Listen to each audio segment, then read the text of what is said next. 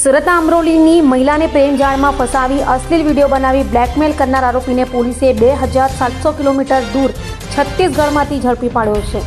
સુરતના અમરોલી પોલીસ સ્ટેશનમાં નોંધાયેલી ફરિયાદ મુજબ આરોપી અર્જુન ઉપાધ્યાય સોશિયલ મીડિયા મારફતે મહિલાનો સંપર્ક સાધી વિશ્વાસ કેળવ્યો હતો। બાદમાં મહિલાના અશ્લીલ વિડીયો બનાવી તેને બ્લેકમેલ કરવાનું શરૂ કર્યું હતું। વિડીયો વાયરલ કરવાની ધમકી આપી આરોપીએ મહિલાને માનસિક રીતે હેરાન કરી હતી।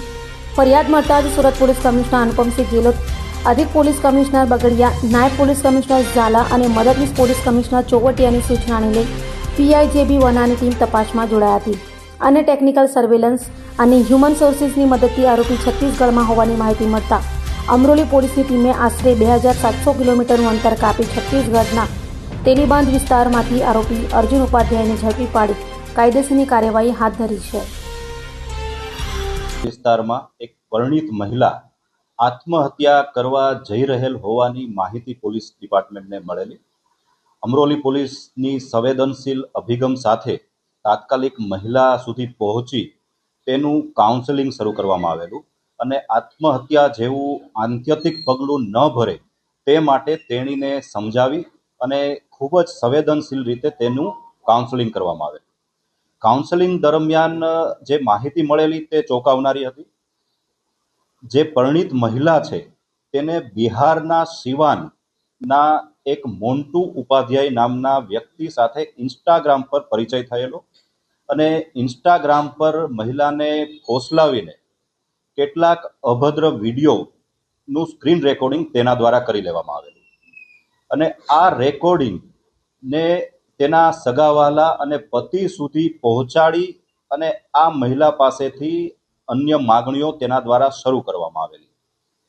આ ઘટનાથી ગભરાઈને મહિલાએ આત્મહત્યા સુધીની આત્યંતિક પગલું ભરવા માટેની તૈયારી કરેલી, પરંતુ પોલીસ સુધી આ મામલો આ રીતે પહોંચતા કાયદેસરની કાર્યવાહી કરી એફઆઈઆર દાખલ કરવામાં આવેલી અને આરોપીને ઝડપી પાડવા માટે અમરોલી પોલીસના ડી સ્ટાફના સિલેક્ટ કરેલા કોન્સ્ટેબલરી સ્ટાફને મોકલવામાં આવેલા। શરૂઆતમાં બિહારમાં સિવાન ખાતે અને તેની આસપાસના સ્થળે અમરોલી પોલીસની ટીમ દ્વારા તપાસ કરવામાં આવેલી। આરોપીને આ બાબતની જાણ થતાં આરોપી છત્તીસગઢ ખાતે અને મધ્યપ્રદેશ ખાતે અલગ અલગ સ્થળે ભાગી ગયેલ।